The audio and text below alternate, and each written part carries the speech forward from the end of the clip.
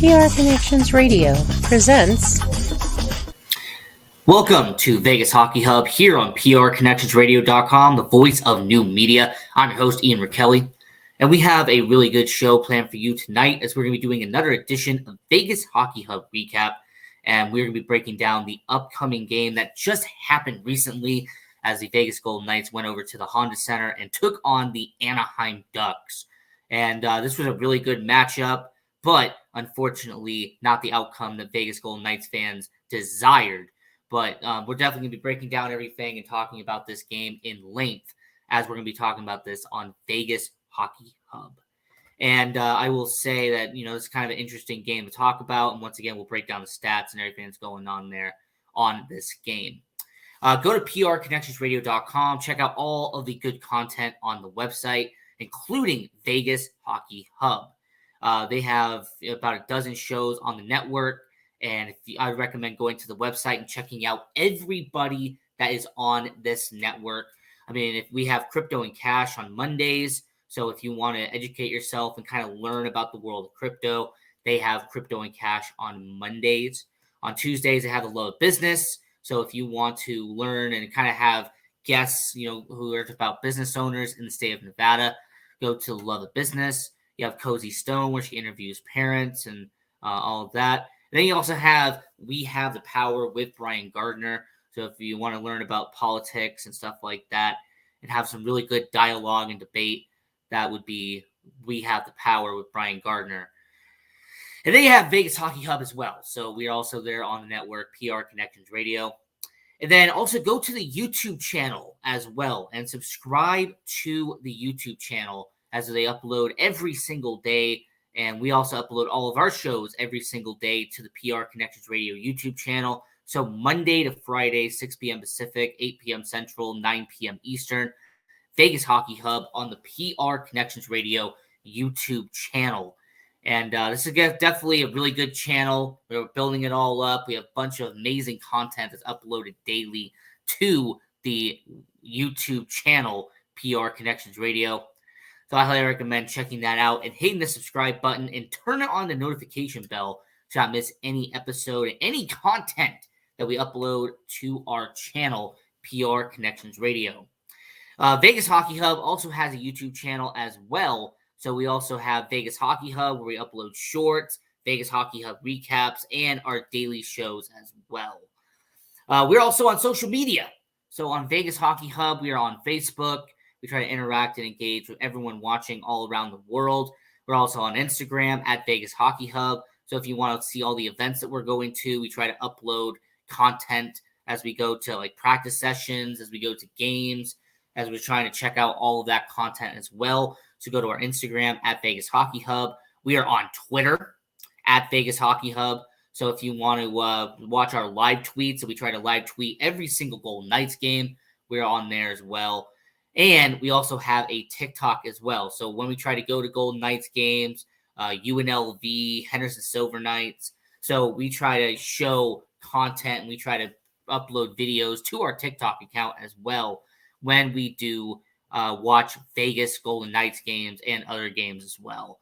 So we're on all social media platforms once again. So if you want to subscribe and like and follow us at Vegas Hockey Hub. Now, this game that we are talking about, like I said, the Vegas Golden Knights took on the Anaheim Ducks. And unfortunately, this game did not go the way that a lot of people wanted it to go. Because this is a game that, unfortunately, the Vegas Golden Knights, they just can't shrug off what has been happening recently. Now, Florida was an unfortunate loss. Tampa Bay was an unfortunate loss. And Carolina was a loss as well. So when it comes to your Vegas Golden Knights, it's unfortunate to say, but they have lost their last 3 games. And they were kind of hoping to come back and kind of hopefully turn this ship around.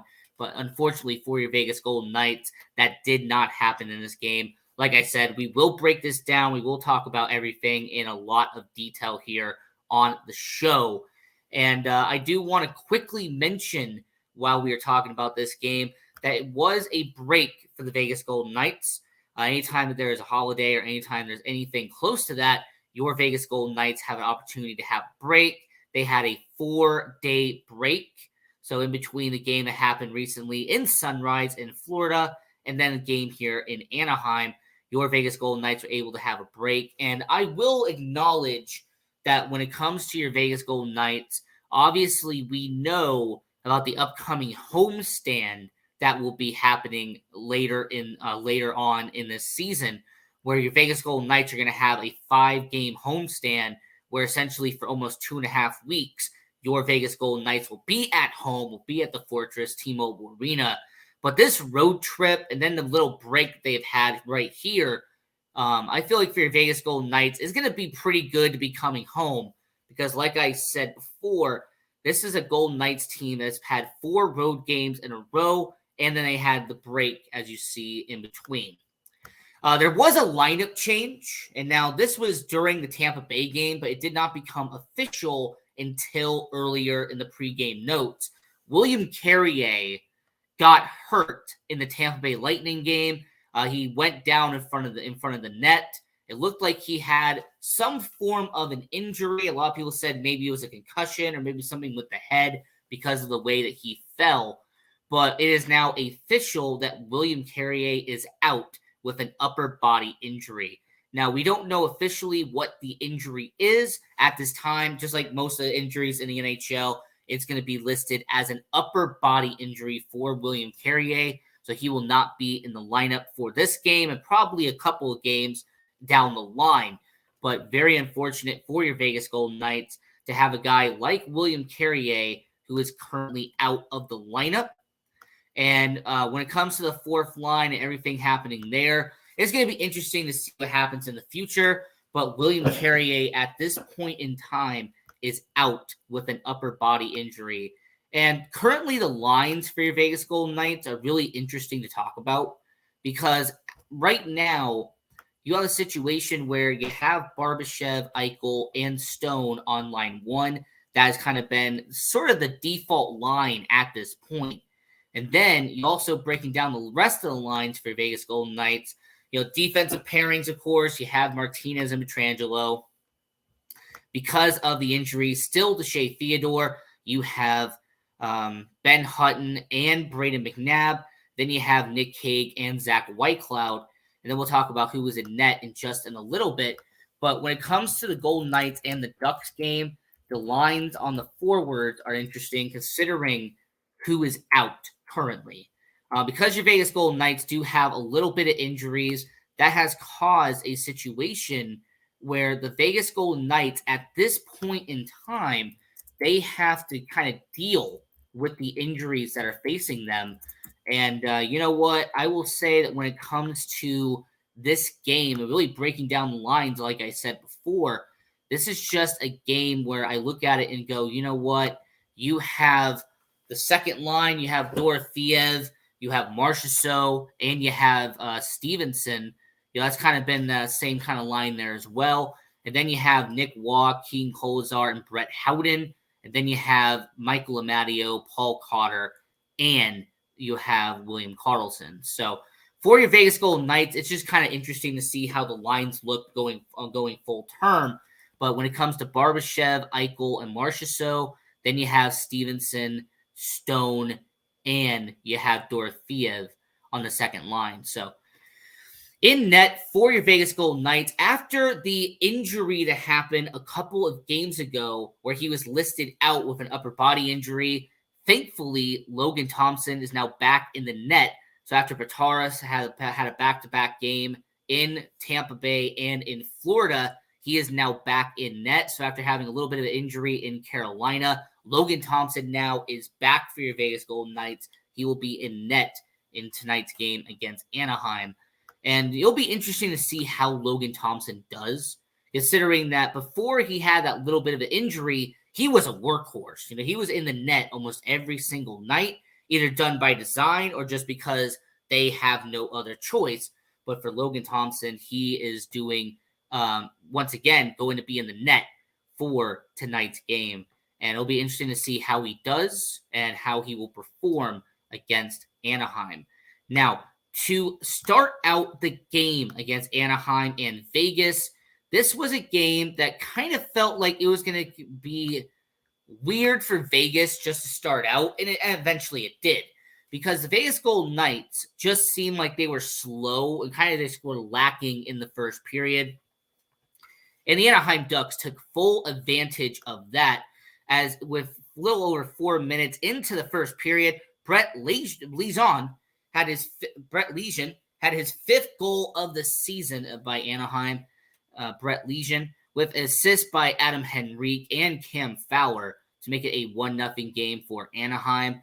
You could tell that the pace for Anaheim was just a lot better than Vegas. I mean, there was just some things you noticed about the Anaheim Ducks in this game, and just the really fact was from start to finish, the pacing, the speed, there's just quickness, the takeaways. This was a game that Anaheim did very well. And after a little bit of action in between, about 5 minutes later, Jamie Drysdale, the former first-round pick by Anaheim, would pick up his first goal of the season, assisted by Mason McTavish and Ryan Strome, would make it a 2-0 game for Anaheim. Now, Jamie Drysdale, obviously, with him being a former first-round pick, Mason McTavish being a former first-round pick, you are seeing a youth movement in Anaheim, and these two are a big part of it. Now, most people are going to talk about who I'm going to talk about in a few seconds, but when it comes to the Anaheim Ducks, it's very obvious that outside of Adam Henrique and outside of maybe Cam Fowler, majority of that roster is built on having young guys in the lineup for Anaheim. And so Jamie Drysdale, first goal of the season, assisted by McTavish and Strome, 2-0 Anaheim. And then not even 4 minutes later, still in the first period, Frank, 15th goal of the season, assisted by Mason McTavish once again. So Anaheim would be up 3-0 on Vegas. So, in the first period, letting up this many goals early on in the game, it just seemed like Vegas just lacked the energy. Vegas just did not have any of that oomph that you were looking for when it comes to your Vegas Golden Knights. And I will mention that when it comes to your Vegas Golden Knights organization, this has kind of been a little bit of a pattern. They let up 4 goals in one period against Tampa Bay. And then against Florida, it just seemed like from start to finish, they just were in catch-up mode. They were just trying to come back from behind. And this game, unfortunately, just the same reality where the Vegas Golden Knights, the Anaheim Ducks just took care at what they needed to do. And then not even a minute later in the first period, we're still in the first period, Troy Terry with his 9th goal of the season for the Anaheim Ducks to make it a 4-0 game for Anaheim, assisted by Alex Killorn and Trevor Zegras to be a 4-0 game. And very unfortunate, and I will... and with everything that's going on currently right now, and like I said, with Troy Terry with his 9th goal of the season, Alex Killorn, Trevor Zegras, 4-0 for Anaheim. And, when it comes to your Vegas Golden Knights, this just kind of set up the pattern that happened in Tampa Bay, that once Vegas gets behind, they just kind of dig a hole deeper and deeper and deeper. You can also see the frustration on Bruce Cassidy's face on the bench. I know he was trying to hide it a little bit, but in actuality, you could tell this was a very frustrating game for your Vegas Golden Knights. And then as we got into the second period, after the first period, 4-0 for Anaheim, they were just really in control throughout this entire game. And in the second period, Alec Martinez was 7 minutes into the second period with his 4th goal of the season, assisted by Paul Cotter. It would be a 4-1 game for Anaheim. And, Vegas, at least they're trying to make an attempt and trying to get back into this game. But just the reality of it is that once you're behind by 4 goals, you can try to make a comeback. You can try to make some form of an attempt. But for Alec Martinez, 4th goal of the season, this is a guy that, once again, did miss some time earlier in the year. But now that he is back and he is a top-line defensive pairing alongside Pietrangelo, Paul Cotter with the assist. We've noticed the last couple of games that he has been picking up some apples on the season. And then about 4 minutes later for your Vegas Golden Knights, after a power play that was helped by Anaheim, who had a cross-checking penalty. The Vegas Golden Knights being on the NV Energy power play. Your Vegas Golden Knights would pick up the power play as Mark Stone would pick up his 12th goal of the season, assisted by Jonathan Marchessault and William Karlsson, would make it a 4-2 game. And you know what? They're trying to make an attempt. They're trying to get back in this game. But Anaheim at this point, 4-2, and they have a little over 25 minutes left in this game. 5 minutes left in the second period, then an entire third period play.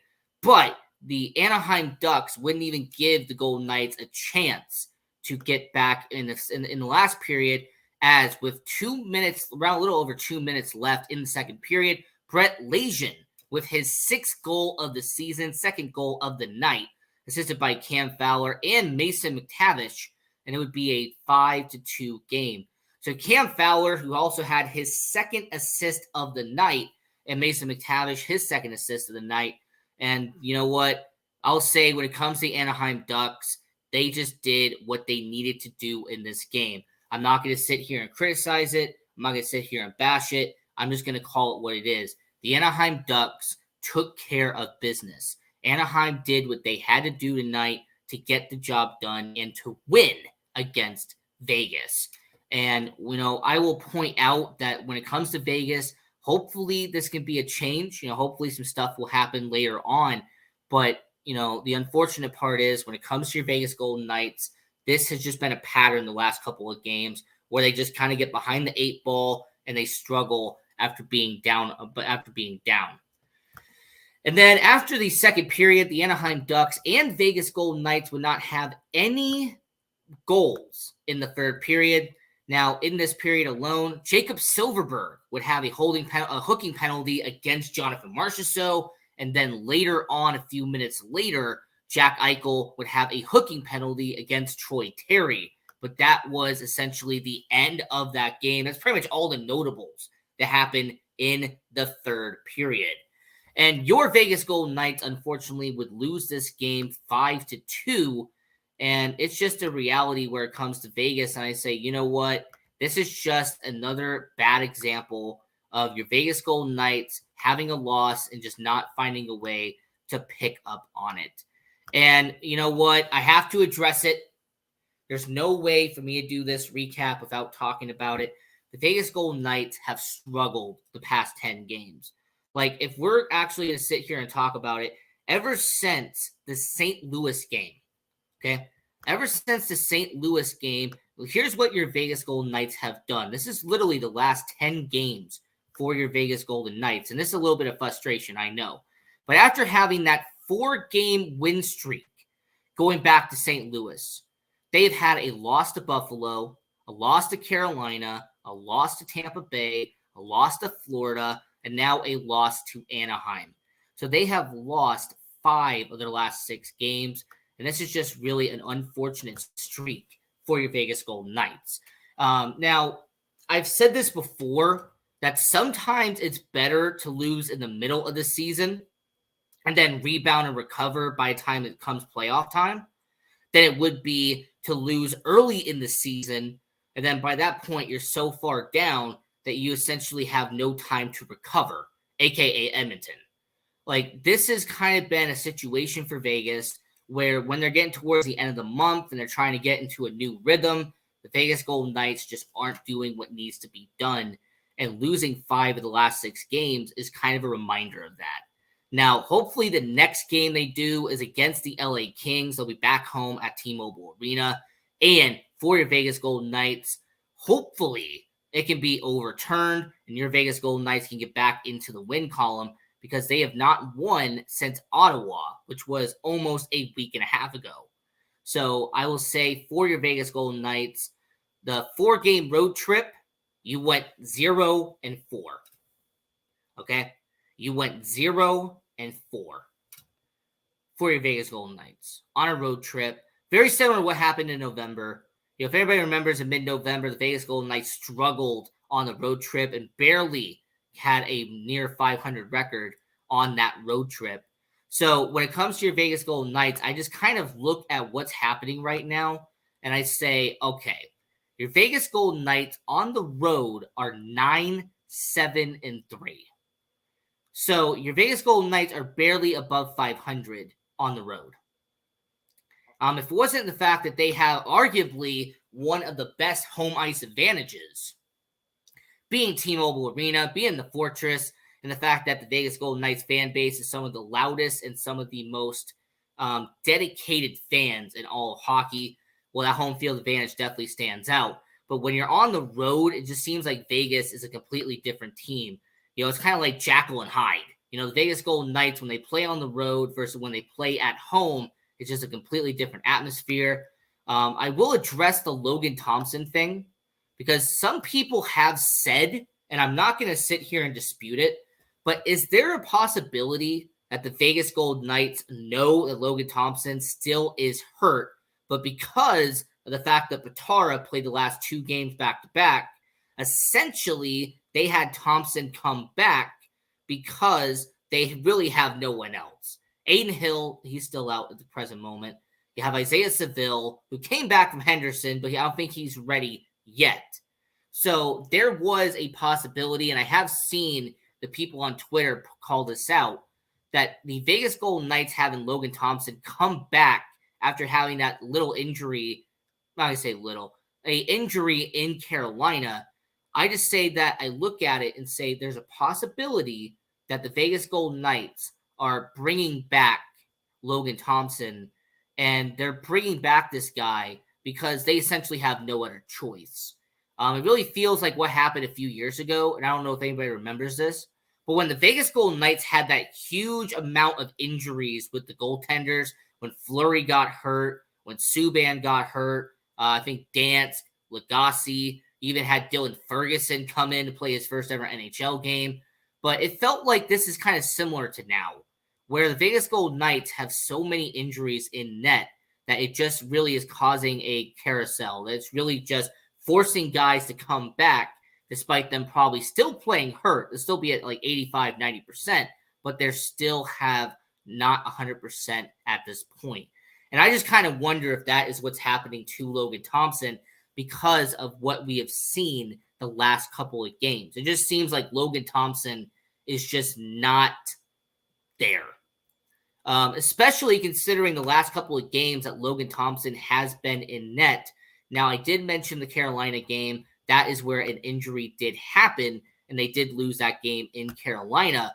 But when you really break down Logan Thompson, the last 5 games that Logan Thompson has been in net, he did pick up a win against Ottawa. I will give him that. He did pick up that win against Ottawa, but he did lose to Buffalo, and then he did win against Calgary. So 2-3 in the last 5 starts for Logan Thompson. And hopefully for LT, he can get back to 100%. Obviously, I'd want Logan Thompson to be fully healthy. But that's just something that has been addressed, maybe brought up, is that because of how Anaheim looked and because of how Vegas looked in this game tonight, and the fact that they lost 5-2 and they let up 5 goals in the first 2 periods, 4 of them in the first period alone, it just seemed like the Vegas Golden Knights and Logan Thompson, something is just up with that. And then lastly, as we're going to get towards the end of this show and of this Hockey Hub, Vegas Hockey Hub recap show, let's bring up the Henderson Silver Knights very quickly for just a minute, because when it comes to your Henderson Silver Knights, there's something that I do want to mention and I do want to address, and that is what happened most recently in the most recent game that happened to your Henderson Silver Knights, as the Henderson Silver Knights took on the Bakersfield Condors, who are the affiliate of the Edmonton Oilers, and the Henderson Silver Knights unfortunately lost this game 3-1. So for your Henderson Silver Knights, them playing Bakersfield did beat them 3-1. But even though we haven't talked about Henderson that much in a while, this is a team that last week they took on the Coachella Valley Firebirds, the affiliate of the Seattle Kraken, and they won 5-1. And then they took on the San Jose Barracudas and split the series, as the first game, San Jose won 2-1. And then the rubber match, you had Henderson win 3-2 against San Jose. So overall, the last 4 games for Henderson, they are currently 2-2. And this is coming off that little win streak that the Henderson Silver Knights had, where they ended up winning 4 games in a row in the beginning of the month. They beat San Jose 5-1, then beat Ontario 3-2, and then they beat San Diego 3-1 and Coachella Valley 5-1. So that was kind of a little bit of your Henderson Silver Knights report. We are going to be doing, I do want to mention this, for Vegas Hockey Hub, for our normal show that we have at 6 p.m. Pacific, 8 p.m. Central, 9 p.m. Eastern. I am going to be doing a prospect recap. I'm kind of going to be talking about the prospects that we mentioned at the beginning of the year, a lot of them in Henderson right now. We're going to be breaking down those prospects and kind of talking about them on this show, so kind of stay tuned for that. So when it comes towards the end of this show, I'm your host, Ian Rachiele, and until next time, continue watching hockey, go support junior hockey, and go Knights, go.